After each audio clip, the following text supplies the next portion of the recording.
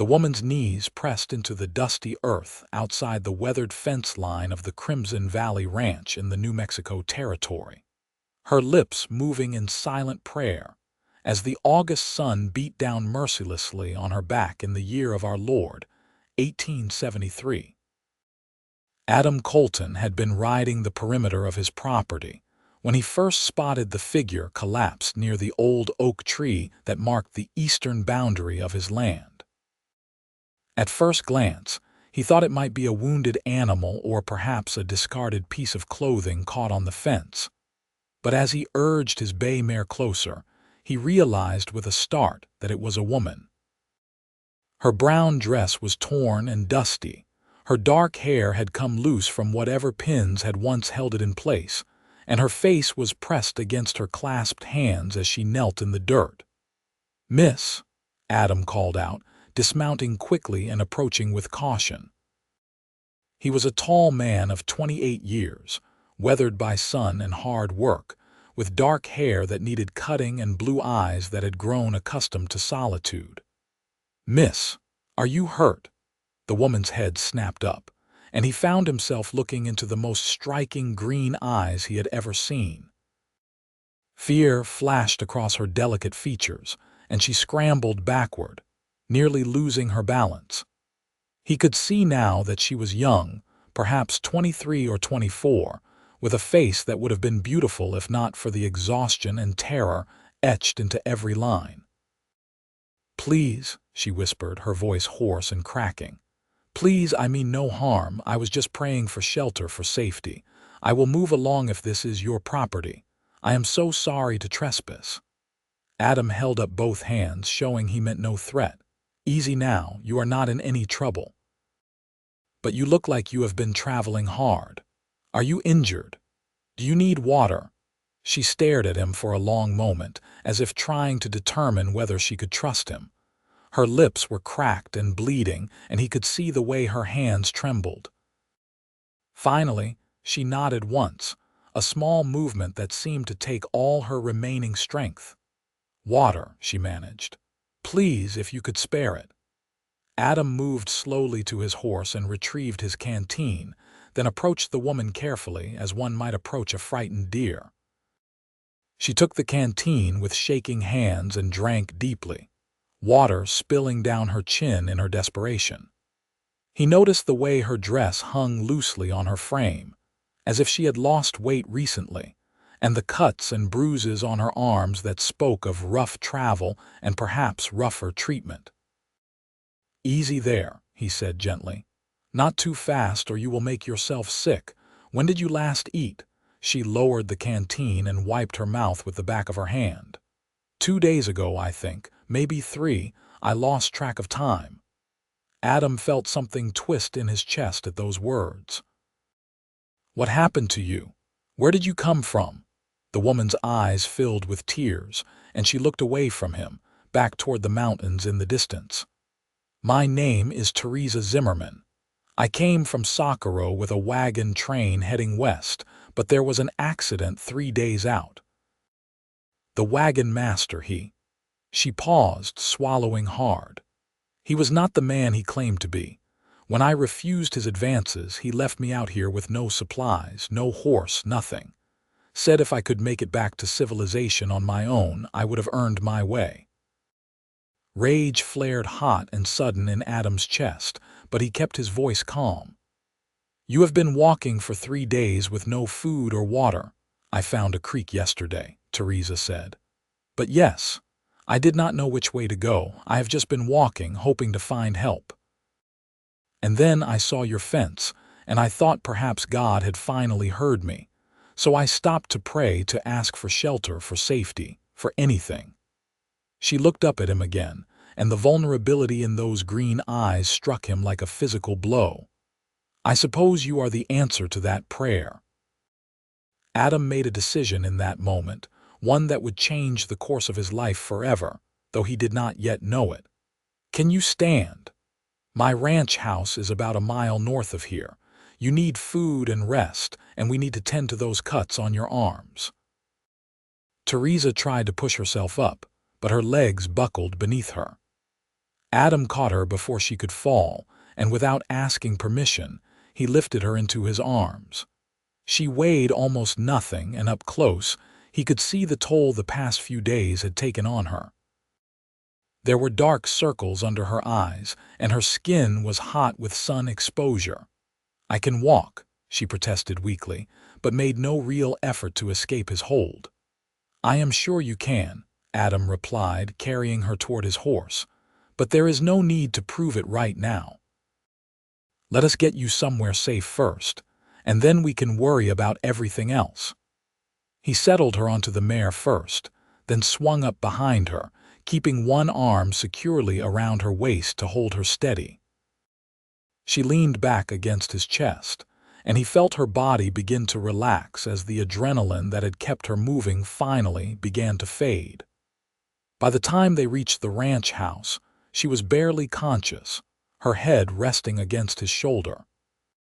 The Crimson Valley Ranch was not much to look at from the outside. A simple wooden structure with a covered porch and a barn that had seen better days, but it was clean and well maintained.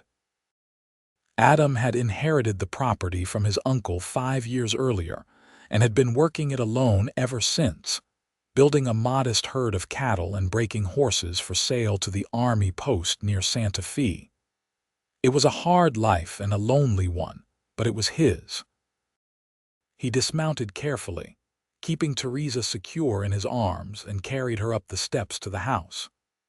Inside, the main room served as kitchen, dining area, and parlor all in one, with 2 smaller rooms branching off for sleeping and storage. He took her to his own bed, the only one in the house, and laid her down gently on the quilt his mother had made before she passed. Theresa's eyes fluttered open. "I should not be in your bed. It is not proper." "Proper can wait until you are not half dead from exposure," Adam said firmly. "Rest here. I'm going to get some water and food." He worked quickly, heating water on the stove and gathering clean cloths, bread, cold beef from yesterday's supper, and some canned peaches he had been saving. When he returned to the bedroom, Theresa was still awake, though she looked like she was fighting to keep her eyes open. "Let me clean those cuts first," Adam said, setting everything on the small table beside the bed. "Then you need to eat something, even if it is just a little." She nodded and held out her arms. The cuts were not deep, but they were dirty and inflamed. He worked carefully, cleaning each one and watching her face for signs of pain. She did not make a sound, though he saw her jaw clench when he touched the worst of them.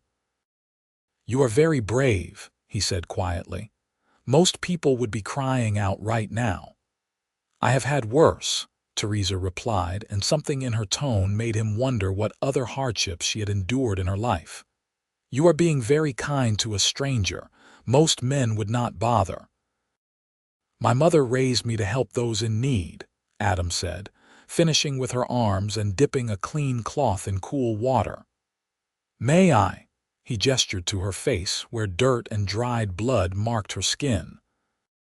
She nodded, and he wiped her face gently, revealing the full beauty that had been hidden beneath the grime. She had delicate features, high cheekbones, and a small scar above her left eyebrow that he found himself curious about. Her dark hair fell in waves past her shoulders, tangled and full of dust. "There," he said, sitting back. "Now you look more like a person and less like you wrestled with a dust devil. Think you can eat something?"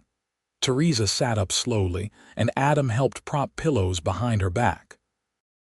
He handed her the plate of food and watched as she forced herself to eat slowly despite her obvious hunger. The peaches seemed to revive her somewhat, and she managed to eat most of what he had brought before setting the plate aside. "Thank you," she said, her voice stronger now.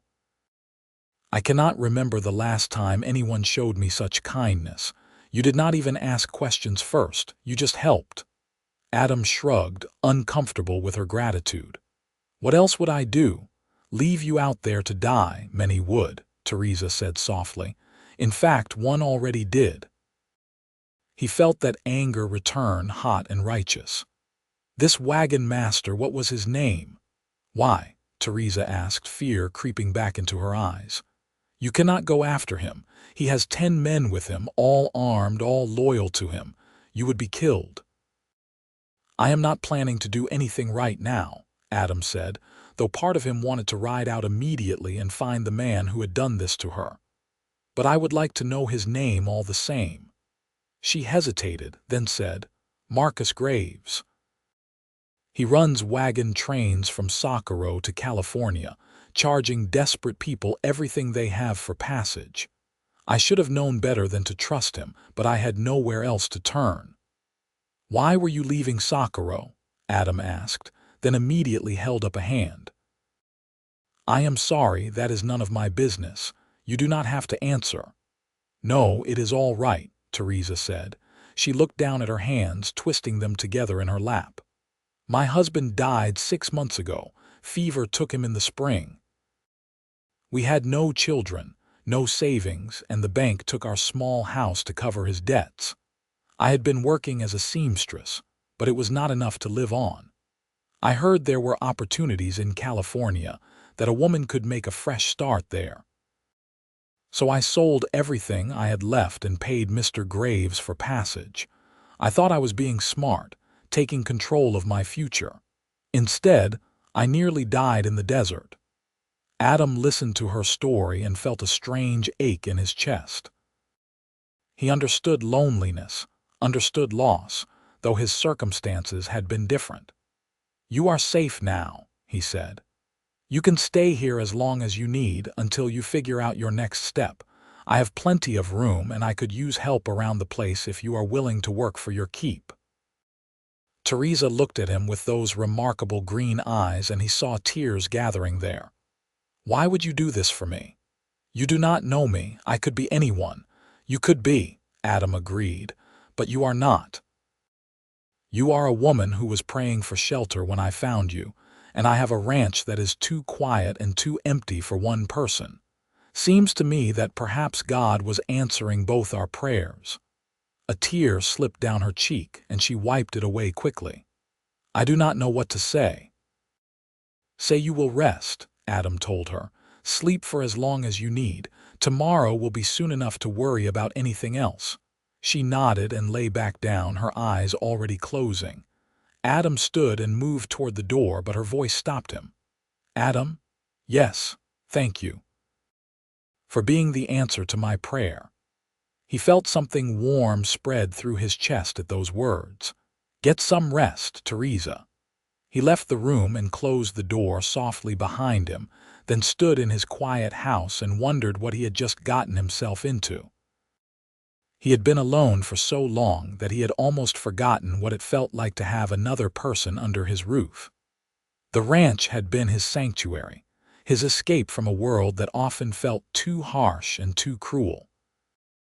And now he had invited that world in the form of a woman with sad eyes and nowhere else to go. But as he settled into his chair and looked around the empty room, he realized that the house already felt different. Less empty, somehow. As if she had brought something with her beyond just her physical presence.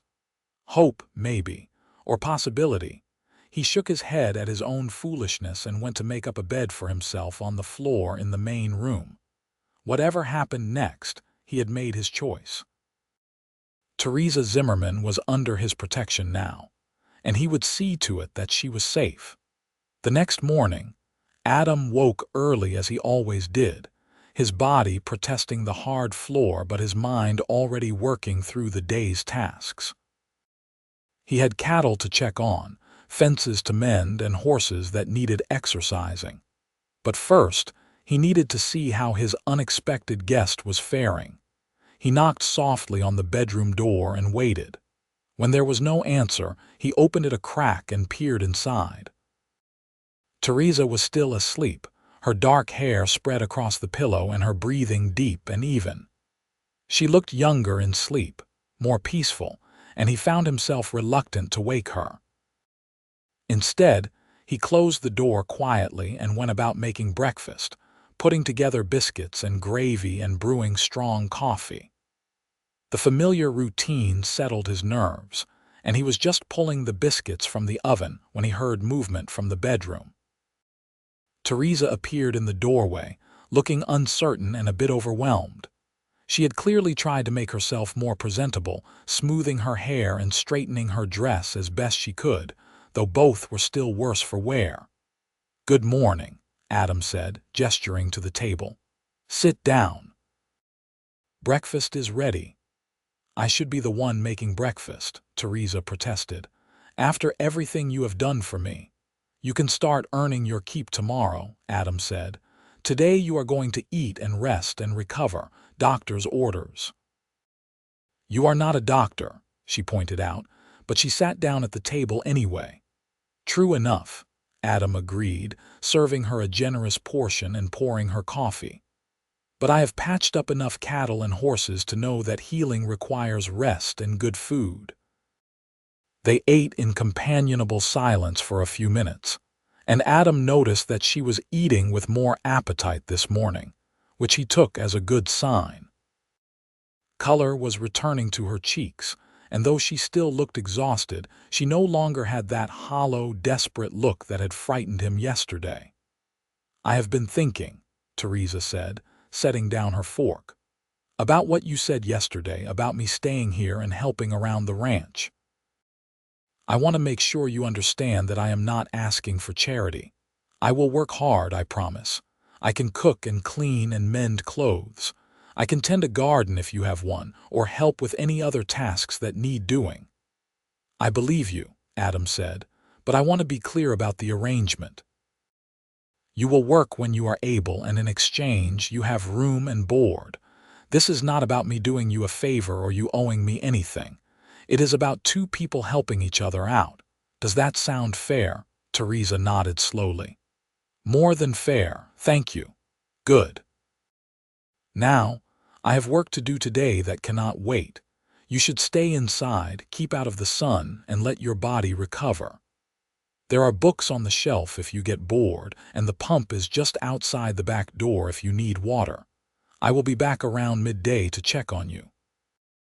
"All right," Theresa agreed. "Be careful out there." Adam rode out to the north pasture where most of his cattle grazed, but his mind kept wandering back to the woman in his house. He found himself hurrying through his tasks, eager to get back and make sure she was all right. It was a strange feeling, this concern for another person. He had been self-sufficient for so long that he had forgotten what it was like to worry about someone else. When he returned at midday as promised, he found the house cleaner than he had left it. Theresa had washed the breakfast dishes, swept the floors, and even started a stew for supper using what ingredients she could find in his sparse pantry. She was sitting at the table when he came in, mending a shirt of his that had been missing buttons for weeks. "I thought I told you to rest," Adam said, but there was no real reproach in his voice. "I rested all night," Theresa replied. "I needed something to do with my hands. I hope you do not mind that I went through your things to find work." "I do not mind," Adam said honestly. "I am grateful, actually. That shirt has been in that condition for longer than I care to admit." She smiled, and it transformed her face completely. He felt his breath catch in his throat at the sight of it. "Men are all the same," she said. "My husband was hopeless with things like buttons and mending. He would have worn his clothes until they fell apart if I had not taken them in hand." Adam found himself curious about her late husband, about the life she had left behind. But he did not want to pry, so he just nodded and said, "I am glad you are feeling better." Over the next few days, they fell into an easy routine. Adam would wake early and tend to the most urgent ranch work while Theresa prepared breakfast. They would eat together, talking about small things, learning each other's habits and preferences. Then Adam would spend most of the day outside while Theresa kept the house, prepared meals, and slowly worked her way through the various mending and cleaning tasks that had been neglected during his years of solitary living. In the evenings, They would sit on the porch and watch the sun set over the mountains, talking more freely as they grew comfortable with each other. Theresa told him about her childhood in St. Louis, about how she had met her husband when she was 19 and he was 22, about the hope they had shared for building a life together that had been cut short by illness. Adam told her about growing up on his uncle's ranch, about losing his parents to cholera when he was 16, about the loneliness of the past 5 years, and the satisfaction he found in working the land. He learned that she loved to read and had a sharp mind for figures. She learned that he played the harmonica, though badly, and had a dry sense of humor that often caught her by surprise. They discovered they both loved thunderstorms and hated the taste of turnips. Small things, trivial things, but they added up to something that felt like friendship. But underneath that friendship, Adam was becoming increasingly aware of other feelings, ones that made him both hopeful and afraid. He found himself watching Theresa when she did not know he was looking, noticing the way sunlight caught in her dark hair, the grace of her movements, the sound of her laugh when something truly amused her. He thought about her last thing at night and first thing in the morning, and the house no longer felt too quiet because she was there, filling it with life. He did not know if she felt anything similar. Sometimes he thought he caught her looking at him with an expression he could not quite read, but then she would turn away, and he would wonder if he had imagined it. She never spoke of leaving, but she never spoke of staying permanently either. They existed in a strange limbo, neither quite admitting what was growing between them. 2 weeks after Theresa's arrival, Adam was working in the barn when he heard horses approaching. He set down the bridle he had been mending and walked out into the yard, one hand instinctively going to the rifle he kept near the door. 3 men on horseback were riding toward the house, and he did not recognize any of them. Theresa came out onto the porch, and he saw her go pale. "Adam," she called, her voice tight with fear. "That is Marcus Graves, the man in the middle." Adam felt ice settle in his veins, but he kept his expression calm as the 3 men reined in their horses a few yards away.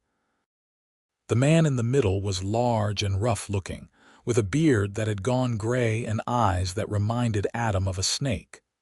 "Help you gentlemen with something," Adam called out, making sure his stance was relaxed but ready. Marcus Graves looked past him to Theresa on the porch. "There she is." "We have been looking for you, Mrs. Zimmerman. You left without settling your account." "You left me to die in the desert," Theresa said, her voice shaking but defiant. "I think that settles any debt between us." "Now that is not how I remember it," Graves said with a smile that made Adam want to put his fist through the man's face. "I recall you running off in the night after stealing supplies from the wagon. I have witnesses who will swear to it." "That is a lie," Theresa said. "You know it is." Adam stepped forward, positioning himself between Graves and the porch. "I think you need to leave now. The lady is under my protection and she is not going anywhere with you." Graves finally looked at him properly, his eyes narrowing. "This is between me and her, rancher. Best you stay out of it." "Cannot do that," Adam said calmly. "Now I am going to ask you one more time to leave my property. After that, I will have to insist." One of the other men, a younger fellow with a scar across his cheek, laughed. "There are 3 of us and one of you, friend. Those are not good odds." "Maybe not," Adam agreed. "But I am the one standing next to my rifle, and you are all sitting on horses that will spook at the first shot. By the time you get control of them, I will have put bullets in at least 2 of you. Want to guess which 2? The younger man stopped laughing. Graves studied Adam for a long moment, clearly trying to decide if he was bluffing. Adam held his gaze steadily, letting the man see that he was dead serious.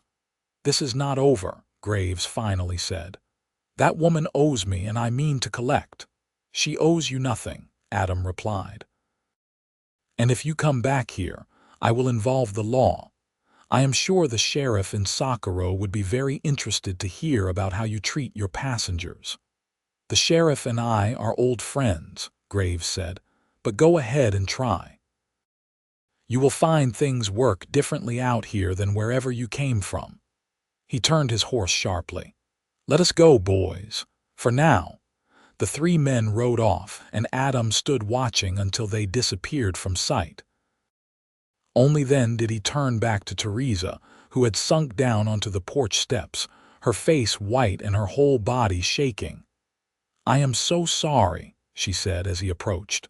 "I did not think he would come looking for me. I did not think I was worth the effort." Adam sat down beside her on the steps. "Hey, none of this is your fault. That man is a bully and a coward, and he is not getting anywhere near you again, I promise." "You do not understand," Theresa said, tears streaming down her face now. "He is right about the sheriff. Marcus has connections in Sakuro, people who owe him favors. And I have nothing, no one who will speak for me. If he decides to push this, if he claims I stole from him, there is nothing we can do." "Then we will not be in Sakuro," Adam said firmly. "We will go to Santa Fe if we have to, or Albuquerque, somewhere his reach does not extend. And we will find a lawyer, someone who will help us." "That costs money," Theresa said. "Money I do not have." "But I do," Adam replied. "Not a fortune, but enough. Theresa, listen to me." He took her hands in his, feeling how cold they were despite the warmth of the day. "I am not going to let him hurt you. I do not care what it costs or what it takes. You are safe here and you are going to stay safe.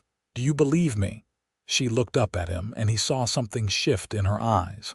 "Why are you doing this? Why do you care so much?" The question hung between them, heavy with meaning. Adam knew this was the moment where he could retreat, could give some casual answer and keep things safe and undefined between them. Or he could tell her the truth, even though it terrified him. "Because somewhere in the past 2 weeks, you stopped being just a woman I found praying by my fence," he said quietly. "You became someone I care about, someone I look forward to seeing every morning and whose voice I miss when I am out working the ranch. Someone who has made my too quiet house feel like a home again. I know it is too soon, and I know you might not feel the same way, but that is the truth of it.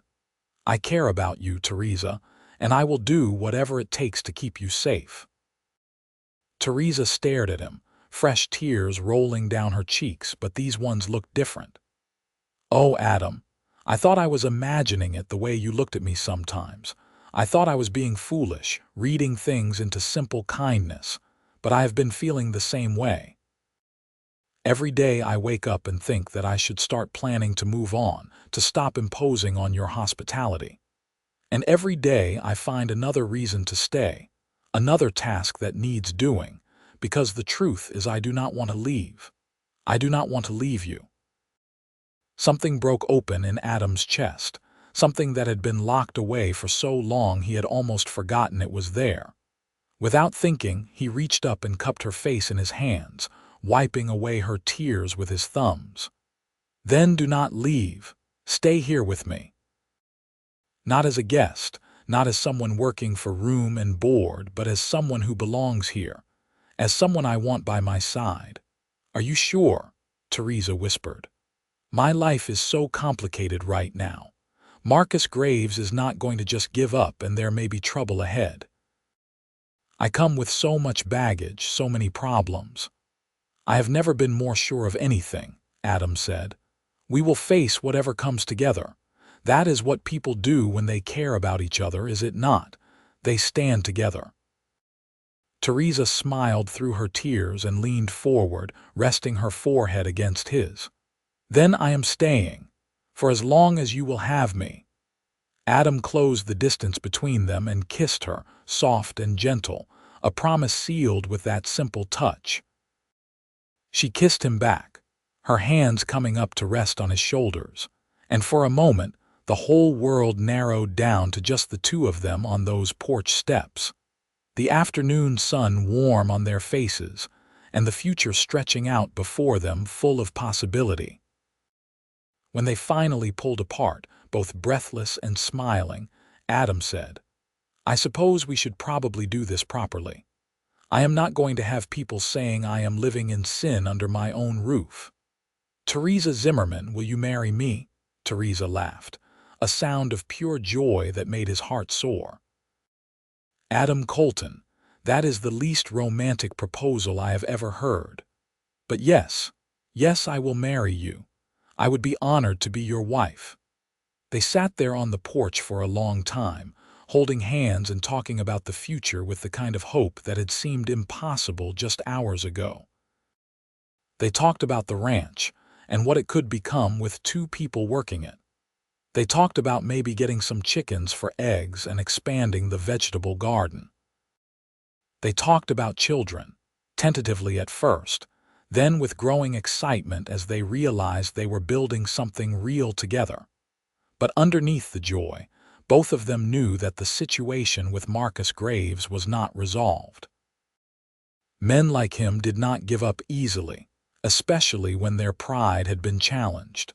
They would have to be careful, would have to find a way to neutralize the threat he posed, but that was a problem for another day. For now, they were content to sit together and dream of the life they were going to build. The next morning, Adam rode into Socorro to make arrangements. It was the closest town, about 15 miles south of the ranch, a bustling community that had grown up around the old Spanish mission. He did not like leaving Theresa alone, but she assured him she would be fine for a few hours, and he needed to talk to the preacher about performing a wedding ceremony. He also wanted to gauge whether Graves had been making trouble in town, spreading lies about Theresa. If he had, Adam needed to know so they could prepare a response. Socorro was busy when he arrived, the main street crowded with wagons and people going about their daily business. Adam tied his horse outside the general store and went inside, nodding to Tom Patterson, the owner. "Adam," Tom said, looking surprised. "Haven't seen you in a while. Need supplies?" "Not today," Adam replied. "I'm actually looking for Reverend Thompson. He's still around." "Sure is. Probably over at the church this time of day. Everything all right?" "Everything's fine," Adam said. "Just need to talk to him about performing a wedding."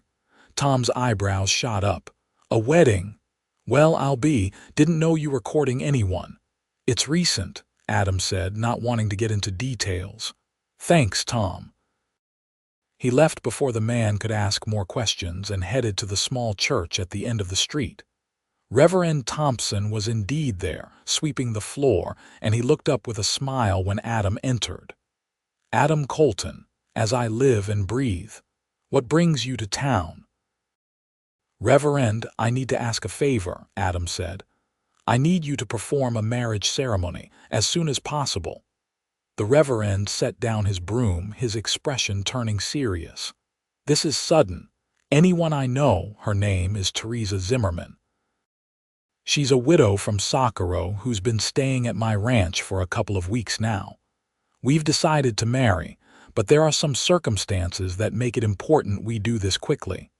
"What kind of circumstances?" Reverend Thompson asked carefully. Adam explained the situation with Marcus Graves, watching the Reverend's face grow more troubled as the story unfolded. When he finished, the older man sighed and shook his head. "I've heard rumors about Graves and how he treats people on his wagon trains, but I never had proof. If what you're saying is true, that woman is lucky to be alive." "It's true," Adam said, "and I want to make sure she has legal protection. As my wife, she'll be under my name, under my protection in every sense. Graves won't be able to claim she owes him anything." "I can perform the ceremony," Reverend Thompson said. "But you should know that Graves was in town yesterday, asking questions about a woman matching Mrs. Zimmerman's description. He's telling people she's a thief and that she ran out on a debt. Some folks are believing him." Adam felt anger flare but kept his voice level. "And what are you telling people?" "That I'll reserve judgment until I hear both sides of the story," the Reverend replied. "But I trust your word, Adam. If you say this woman is innocent, I believe you. When do you want to have the ceremony?" "Tomorrow, if possible. I don't want to wait any longer than necessary." "Tomorrow it is, then. Bring her by in the afternoon. I'll need you to bring a witness or two as well." Adam thanked the Reverend and left the church, his mind already working through who he could ask to stand witness. His closest neighbor was Jack Morrison, a horse trader who lived about 10 miles west. Jack was a good man, honest and fair, and Adam trusted him. He would ride out there next. But first, he wanted to stop by the sheriff's office to see if Graves had made any official complaint. If he had, Adam needed to know about it so he could prepare. Sheriff William Hayes was sitting at his desk when Adam walked in, cleaning a pistol. He looked up and nodded. "Adam, what can I do for you?"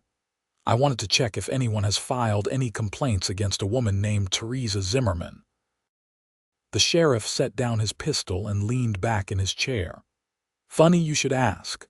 Marcus Graves was in here yesterday saying a woman by that name stole from him and ran off.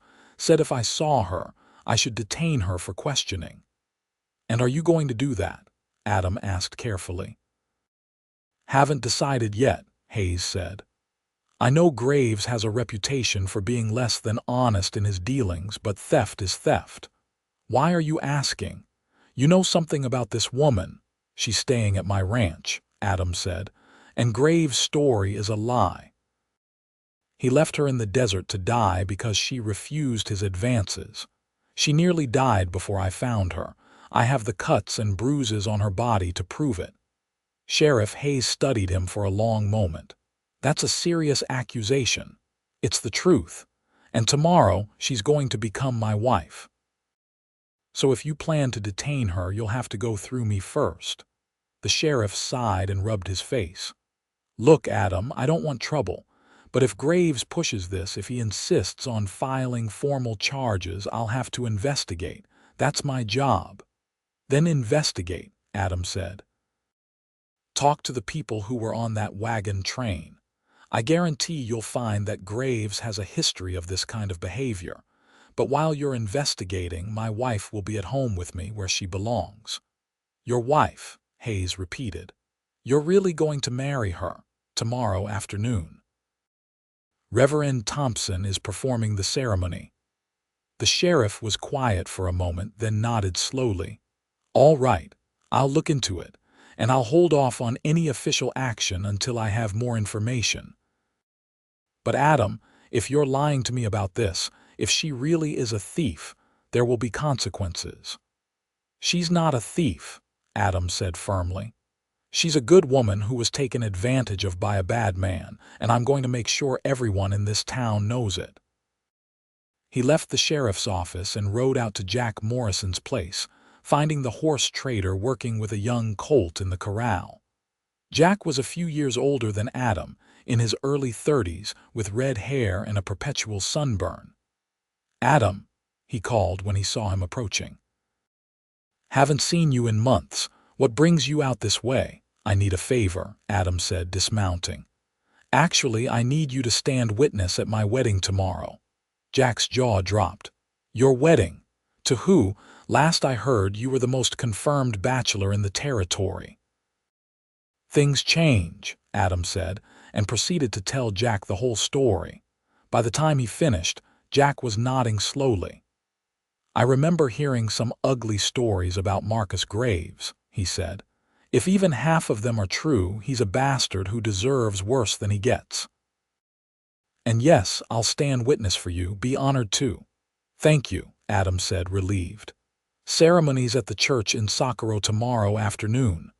"I'll be there," Jack promised. "And Adam, I'm happy for you.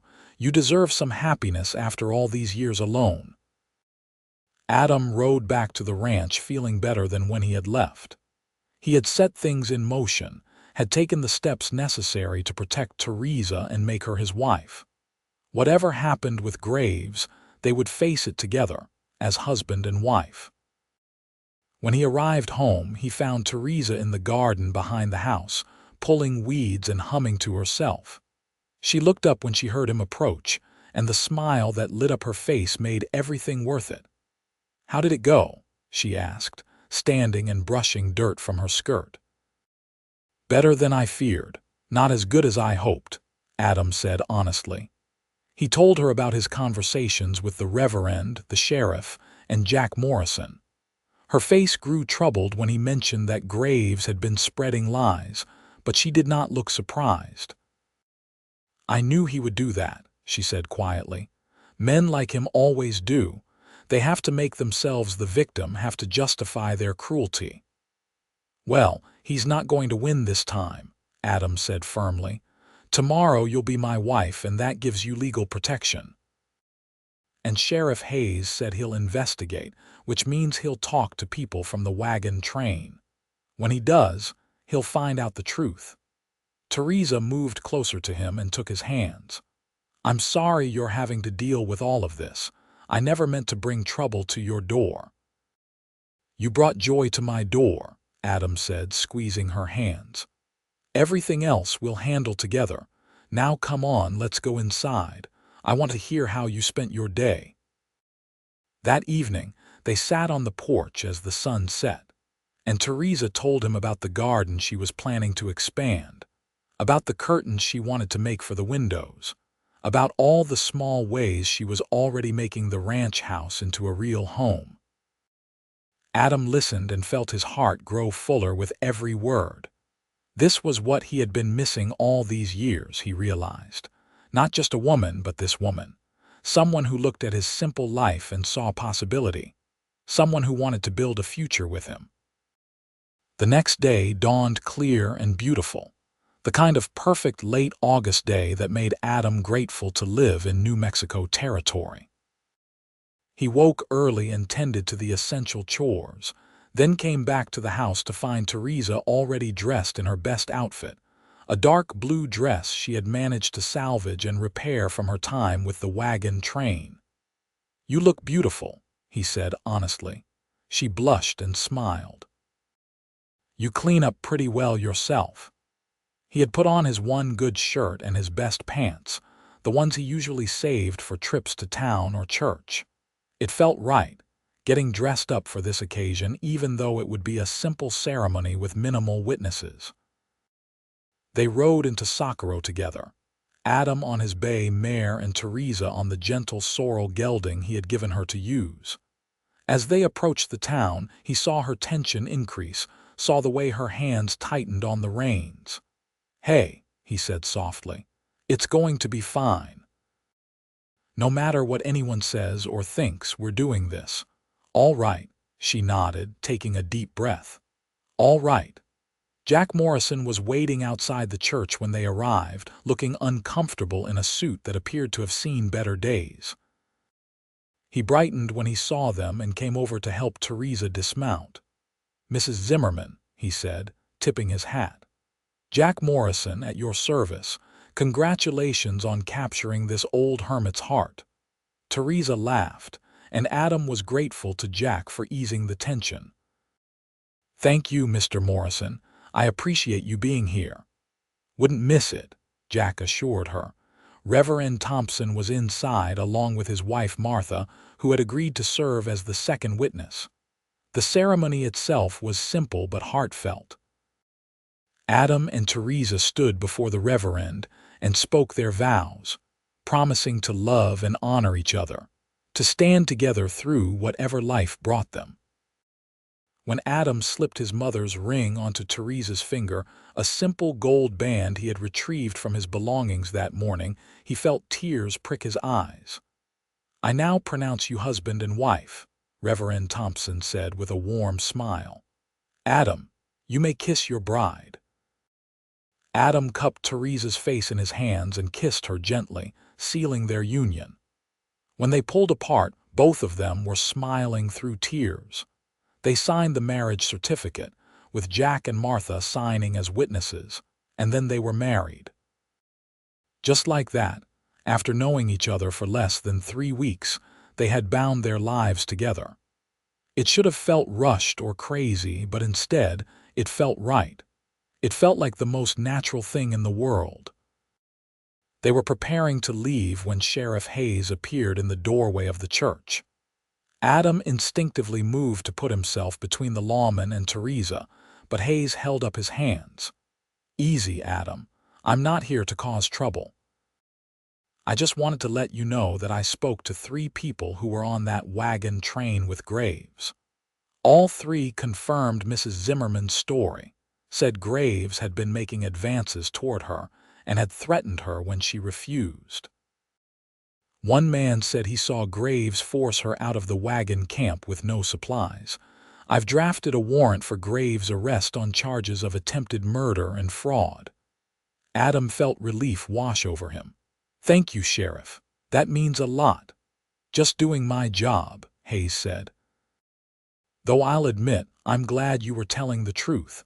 I'd hate to think I'd been taken in by a pretty face."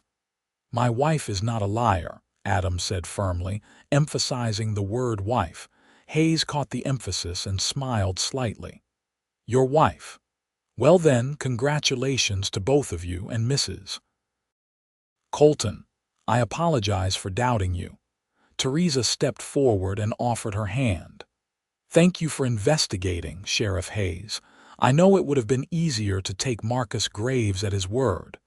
They left the church and rode back to the ranch, this time as husband and wife. The afternoon sun was warm and the land stretched out around them in all its wild beauty. Adam looked over at Theresa and saw her smiling, really smiling, with no shadow of fear or worry. She caught him looking and laughed. "What is it?" "Just thinking about how different everything is from 2 weeks ago," Adam said. "How my whole life changed because I found you praying by my fence." "My whole life changed too," Theresa said softly. "I thought I was praying for shelter, for safety, but God gave me so much more. He gave me you. He gave me a home, a future, a second chance at happiness. You really were the answer to every prayer I didn't even know to ask." They rode the rest of the way in comfortable silence, both of them savoring the moment and the knowledge that they had the rest of their lives to spend together.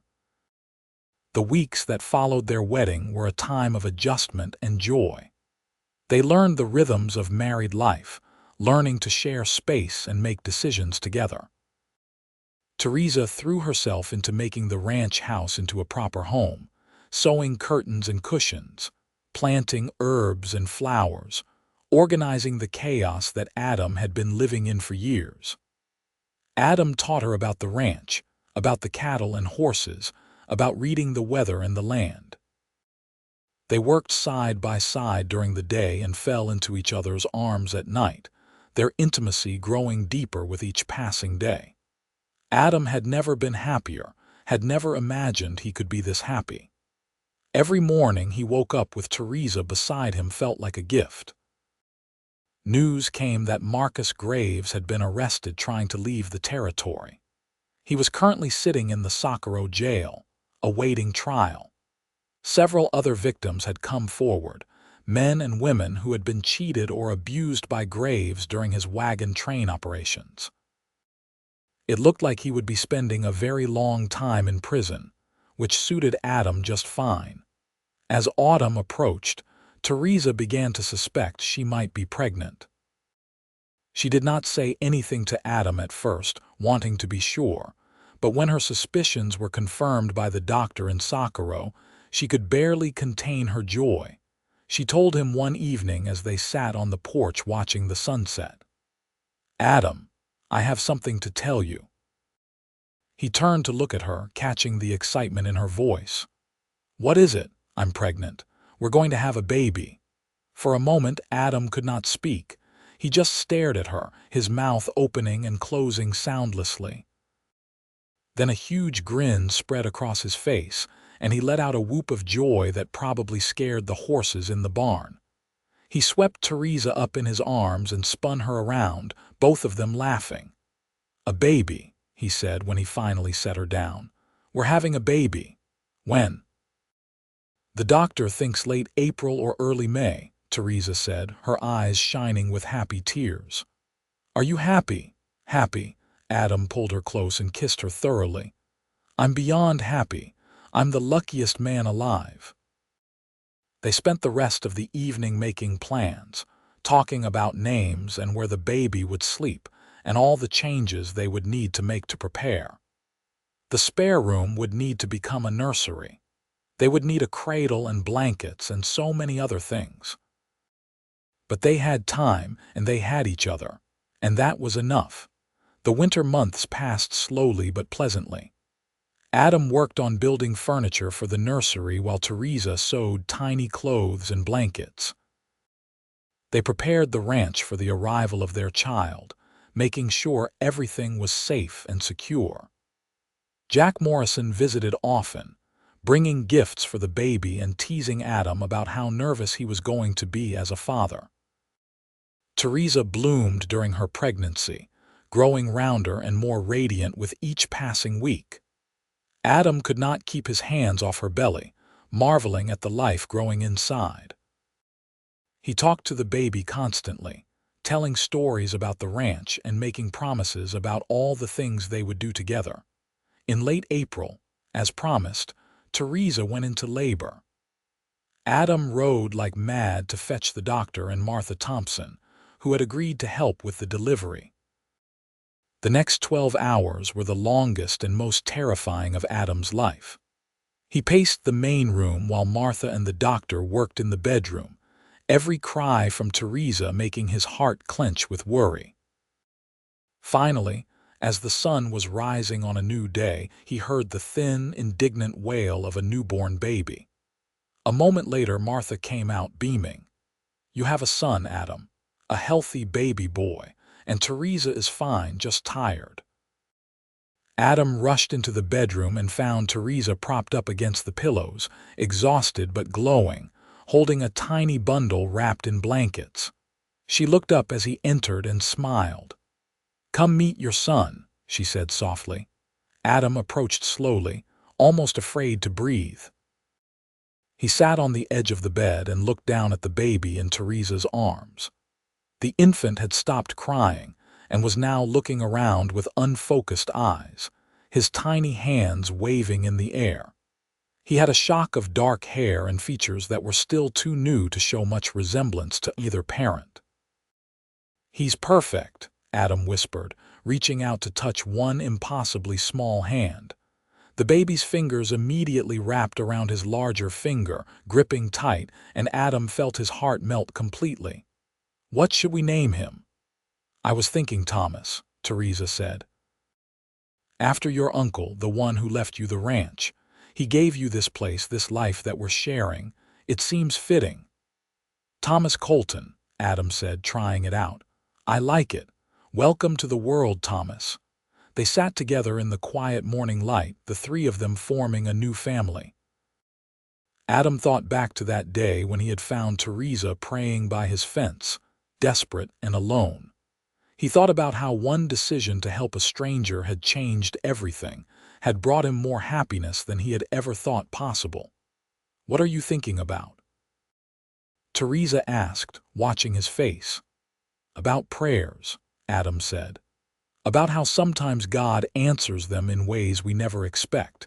You prayed for shelter and safety, and I had no idea I was praying for you, for a family, for all of this. But I was. I just did not know it until you arrived." Theresa reached up and touched his face. "We were both lost in our own ways, and we found each other. That's the real miracle." Little Thomas made a small sound, and they both looked down at him, marveling at the tiny life they had created together. Outside, the ranch was waking up to a new day, the cattle lowing in the distance, the horses moving in their stalls. All the ordinary sounds of the life they had built together. As the months passed and Thomas grew from a newborn to an infant to a toddler, the ranch prospered. Adam expanded the herd with Theresa's help, managing the finances and making smart decisions about when to sell and when to hold. They built a new barn and repaired the old fences. They planted fruit trees and expanded the garden. Slowly but surely, the Crimson Valley Ranch became one of the most successful small operations in the territory. Jack Morrison met a widow in Socorro and married her, and the two couples became close friends, visiting each other regularly and helping out when needed. Thomas gained a playmate when Jack's wife had a daughter, and the two children grew up together, running wild on the New Mexico plains. When Thomas was 3 years old, Theresa became pregnant again. This time it was a girl, and they named her Sarah after Adam's mother. Sarah had her mother's green eyes and her father's stubborn chin, and she was spoiled rotten by both her parents and her older brother. The years flowed by, marked by the changing seasons and the milestones of their children's lives. Thomas learned to ride almost before he could walk, taking to ranch life like he was born to it. Sarah was gentler, preferring to help her mother in the garden and with the house, but she was no less capable. Both children knew they were loved beyond measure, knew that their parents had chosen each other against all odds and had built something lasting and good. Marcus Graves was convicted and sent to prison in Santa Fe, where he died after serving only 2 years of his sentence. When Adam heard the news, he felt no particular satisfaction, only relief that the man could never hurt anyone else again. Theresa had nightmares for a few days after hearing about it, but Adam held her through them, and eventually they faded. One evening, when Thomas was 10 and Sarah was 7, the family sat on the porch watching the sunset as they had done so many times before. Thomas was whittling a piece of wood, trying to make a horse, while Sarah was reading aloud from a book of fairy tales. Theresa sat in her rocking chair, mending one of Adam's shirts, and Adam leaned against the porch rail, smoking his pipe and watching his family with contentment. "Papa," Thomas said suddenly, looking up from his whittling, "how did you and Mama meet?" Adam and Theresa exchanged glances, smiling. They had told the children the story before, but kids never tired of hearing about their parents' romance. "Well," Adam began, settling into his chair. "It was August of 1873, and I was riding the fence line checking for breaks. I saw something by the old oak tree on the eastern boundary, and when I got closer, I realized it was a woman. Your mama was kneeling in the dust, praying for shelter and safety." "And you saved her," Sarah said, putting down her book. She had heard this story a dozen times but loved it every time. "I helped her," Adam corrected gently. "But really, we saved each other. Your mama needed a place to be safe, and I needed someone to share my life with. I just did not know it until I found her there." "It was God's plan," Theresa added, her eyes meeting Adam's across the porch.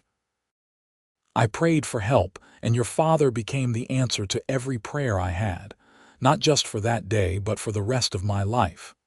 Thomas considered this, his young face serious. "So God brings people together when they need each other." "Sometimes," Adam said. "If they are paying attention and willing to take a chance on something new." "Is that why you married Mama so fast?" Sarah asked with childlike bluntness. "Grandma Martha said you only knew each other for 2 weeks." Theresa laughed. "Grandma Martha talks too much, but yes, we did marry quickly. When you know something is right, when you meet someone who makes your life better just by being in it, you do not want to waste time. We knew we belonged together." "I want to find someone like that when I grow up," Sarah declared. "Someone who makes everything better." "You will," Theresa assured her. "But you have plenty of time. Do not be in too much of a hurry to grow up." As the sun sank below the horizon and the stars began to appear, one by one, Adam looked at his family and felt a profound sense of gratitude. His life had not been easy, had been marked by loss and loneliness before Theresa came into it. But every hardship had been worth it to arrive at this moment, sitting on his porch with his wife and children, watching the night sky over their ranch. "Come on," Theresa said eventually, standing and setting aside her mending. "Time to get you two off to bed." The children protested but obeyed as they always did.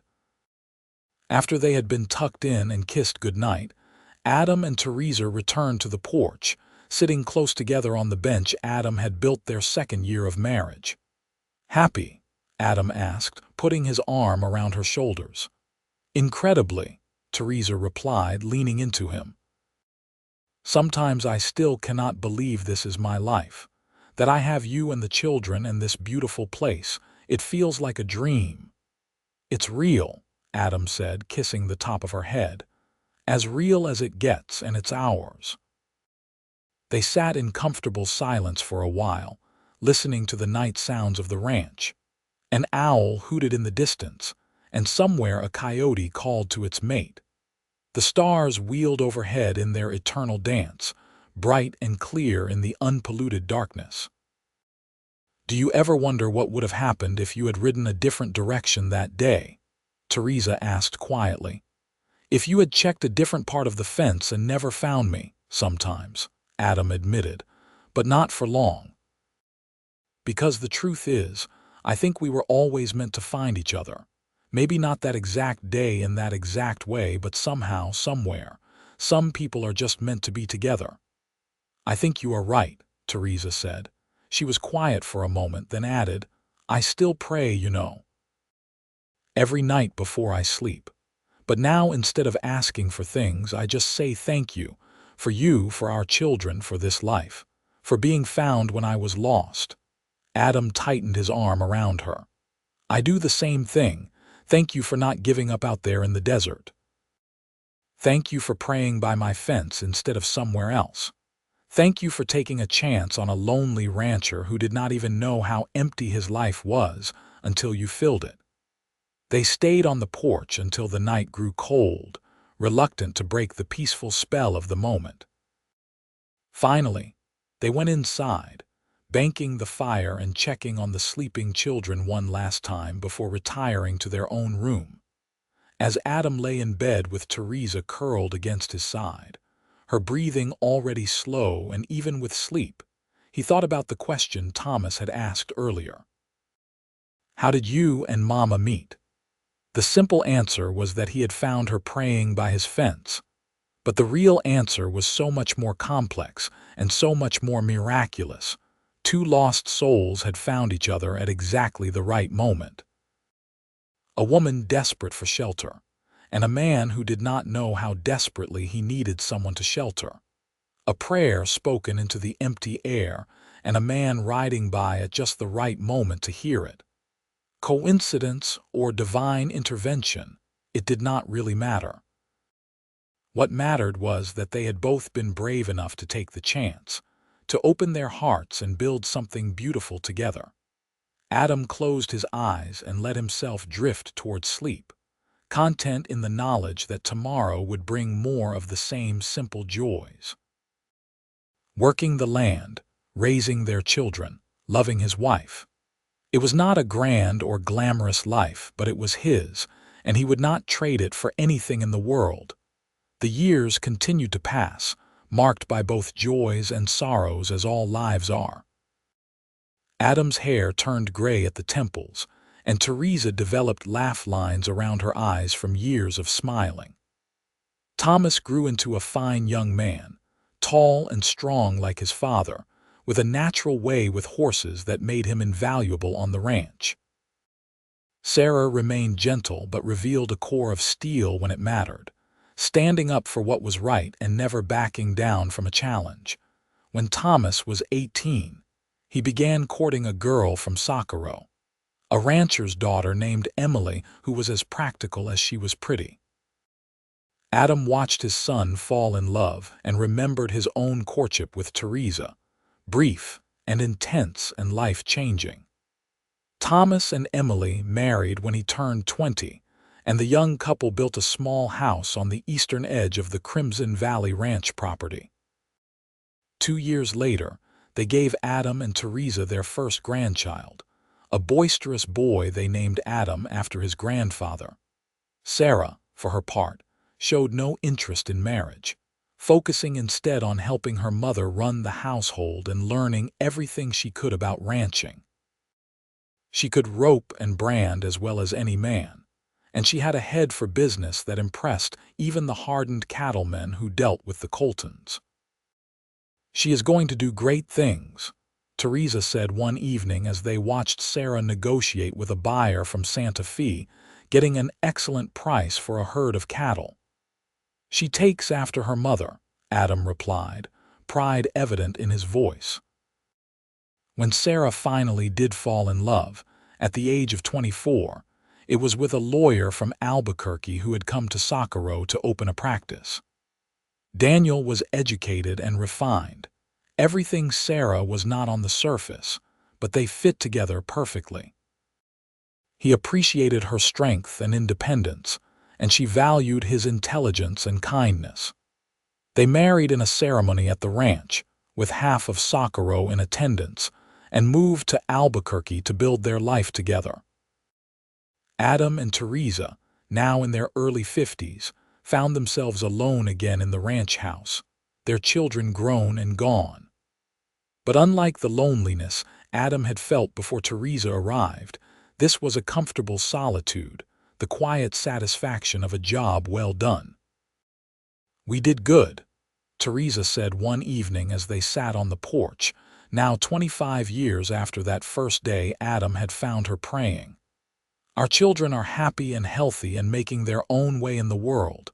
We built something that will last." "We did," Adam agreed. "But I have to say, I am enjoying having you to myself again. No children interrupting, no crises to manage, just us, like it was in the beginning." Theresa smiled and took his hand. "I was thinking the same thing. Maybe we should take a trip, see some of the places we always talked about visiting." "Like where?" "California," Theresa said. "I never did make it there all those years ago. Maybe it is time to finish that journey, but this time with you by my side." Adam considered it. The ranch was running smoothly, and Thomas was more than capable of managing things for a few months. "Why not?" he said. "We have earned it. Let's go to California." They left in the spring, taking the train west through Arizona and into California. It was Theresa's first time on a train, and she pressed her face to the window like a child, marveling at the passing scenery. They visited San Francisco and saw the ocean for the first time, standing on the beach holding hands while the waves crashed at their feet. "It is beautiful," Theresa said, her eyes shining. "But you know what? I prefer our view. The mountains and the desert, the wide open sky, that is home." "I know what you mean," Adam said. "But it is good to see other places, to remember how big the world is." They traveled for 2 months, seeing the sights and enjoying the freedom of having no responsibilities beyond deciding where to eat dinner and where to sleep. But by the time they boarded the train back to New Mexico, they were both eager to get home, to see their children and grandchildren, to sleep in their own bed and wake to the familiar sounds of the ranch. Life settled back into its comfortable rhythms. More grandchildren arrived, 4 in total by the time Adam turned 60. The ranch prospered under Thomas's capable management, and Sarah's husband Daniel helped them navigate the increasingly complex legal landscape of ranching in the changing West. New Mexico became a state in 1912, and Adam and Theresa celebrated by hosting a huge party at the ranch. People came from all over the county, friends and neighbors, and even some strangers, all gathering to mark the occasion and to honor the Colton family, who had become pillars of the community. As Adam stood on his porch looking out at the crowd, at his children and grandchildren, at the ranch he had built with Theresa by his side, he felt the weight of years and the satisfaction of a life well lived. He was 67 years old now, and Theresa was 62, their hair fully gray and their bodies showing the wear of decades of hard work. But their love had not diminished. If anything, it had grown deeper and stronger, tempered by time and trial into something unbreakable. "What are you thinking about?" Theresa asked, coming up beside him and slipping her hand into his. "About how lucky I am," Adam said. "About how one decision to help a stranger changed everything. About how you were praying for shelter and instead you got a whole life." "We got a whole life," Theresa corrected. "This is ours, Adam. Every bit of it, the good and the bad, the easy and the hard. We built this together." "I know," Adam said, bringing her hand to his lips and kissing it gently. "And I would not change a single moment, not one." They stood together watching the celebration, watching their legacy unfold before them in the form of children and grandchildren, friends and neighbors, the ranch they had built, and the community they had become part of. And Adam knew with absolute certainty that he had lived a good life. A life marked by love and hard work, by taking chances and standing by your commitments, by being there for the people who needed you. He had been a lonely rancher once, content in his solitude but empty in ways he had not even recognized. And then a woman had appeared at his fence line, praying for shelter, and he had become the answer to her prayer. What he had not known, could not have known, was that she would become the answer to every prayer he had never known to ask. Years passed, and Adam and Theresa grew old together, their bodies slowing but their love as strong as ever. They spent their days on the porch they had sat on for decades, watching the world go by and remembering all the years behind them. They told stories to their great-grandchildren, teaching them about hard work and integrity and the importance of helping those in need. "Tell us about how you met," the children would say, and Adam and Theresa would exchange glances and smile, launching once more into the story they never tired of telling. The woman praying by the fence, the lonely rancher who stopped to help, the marriage that happened in 2 weeks and lasted a lifetime. When Adam was 76 years old, he suffered a stroke that left him weak and confined to bed. Theresa rarely left his side, sitting beside him and holding his hand, reading to him and reminiscing about their long life together. Their children and grandchildren visited constantly, the house always full of family. One evening, as the sun was setting and painting the sky in shades of orange and gold, Adam looked at Theresa and said, "I am ready, you know. When the time comes, I am ready. I have no regrets, no wishes for things to be different. I have had the most extraordinary life, all because I found you that day." Theresa felt tears slide down her cheeks, but she smiled through them. "You have been the answer to every prayer I ever had, Adam Colton, every single one. And I am so grateful that God brought you to me that day, that you stopped when you saw me praying. You saved me in every way a person can be saved." "We saved each other," Adam corrected gently, his voice weak but certain. "Always remember that, Theresa. We saved each other." He fell asleep that night with Theresa beside him, her hand in his, and he did not wake up. He passed peacefully in his sleep, with the woman he loved by his side and the knowledge that he had lived fully and well. Theresa mourned him deeply, but not hopelessly. She had 53 years of memories to sustain her, 53 years of love and laughter and partnership. She knew how lucky they had been, knew that most people never found what they had shared. She lived another 5 years after Adam's passing, spending her time with her family and keeping his memory alive through stories. She still sat on the porch every evening, looking out at the land they had worked together, remembering the man who had stopped to help a stranger and changed both their lives forever. When she finally joined him, passing away peacefully in her sleep at the age of 83, the whole county mourned. The church in Socorro could not hold everyone who came to pay their respects. People spoke of her kindness and her strength, of the family she and Adam had built, of the legacy they had left. Thomas and Sarah stood together at their mother's graveside, watching as she was laid to rest beside Adam in the small cemetery on the ranch. The headstones were simple, engraved with their names and dates and a single line that said it all. Two souls who found each other and built a life together. They really did love each other, didn't they? Sarah said, wiping tears from her eyes. Even after all those years, even at the end, they loved each other as much as they did in the beginning. More, Thomas said, because they had all those years to prove it, to build on it, to make it stronger. They were lucky to find each other. No, Sarah disagreed gently. Mama was lucky that Papa stopped when he saw her praying, and Papa was lucky that he listened to his better nature and helped instead of riding on. But what they built after that, that was not luck.